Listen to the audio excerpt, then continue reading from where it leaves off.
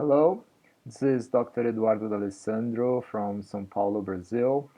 This is a video comment for our 8th week on the PPCR to 2021, and this week we've been discussing the research question. And an interesting topic that has risen is the qualitative research. Qualitative is an approach rather than a technique, and its appropriateness derives from the nature of the phenomena under scope.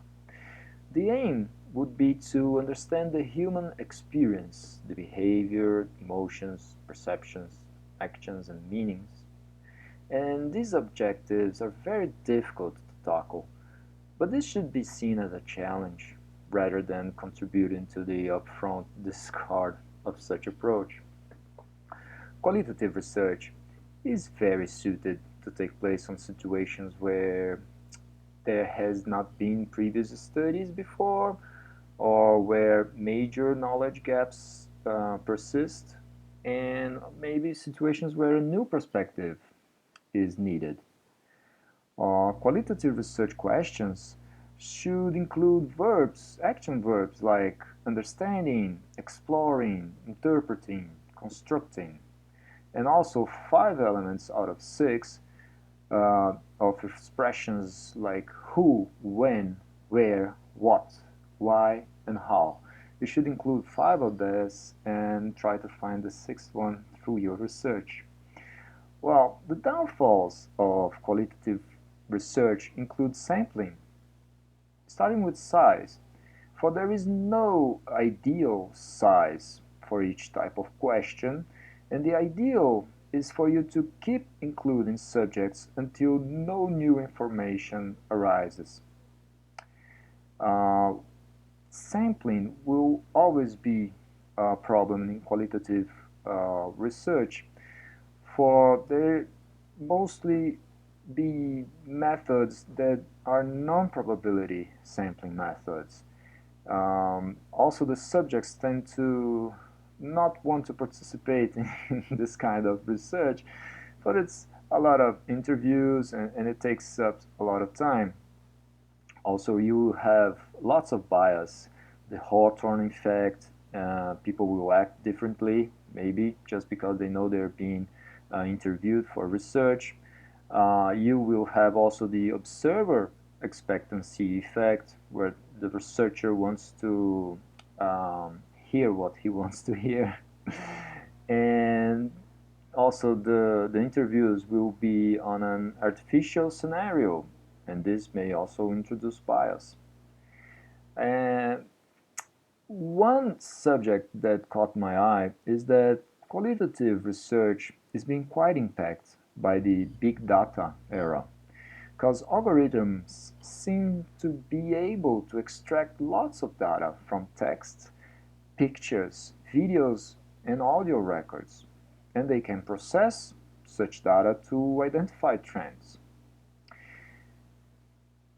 There are two major lines of thought that must be mentioned in this context.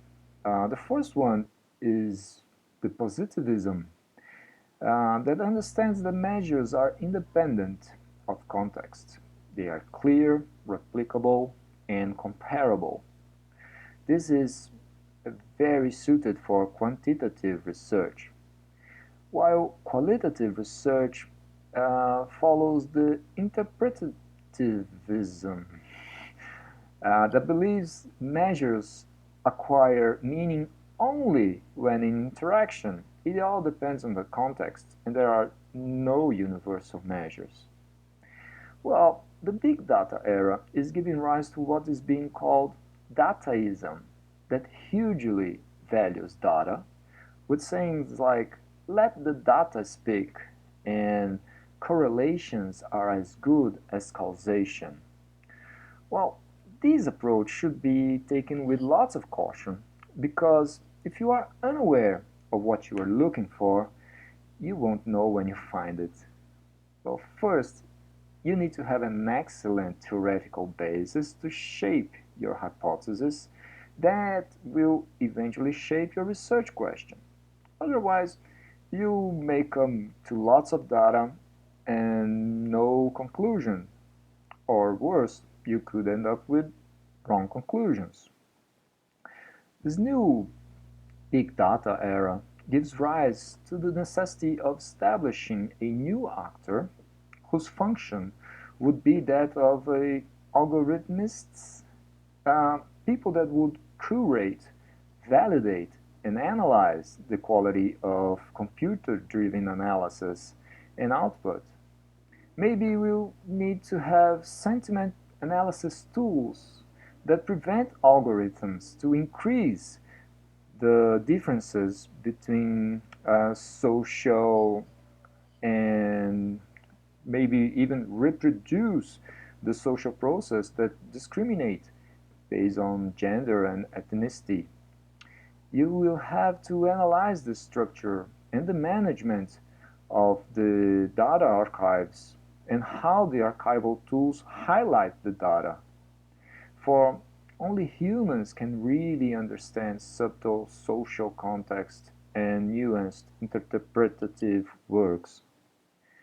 Well, I'd like to finish this video comment with a quote that is actually attributed to Bill Gates, but I'm really not sure because this quote I gathered from the internet, so you're never sure of the author, but it goes like this.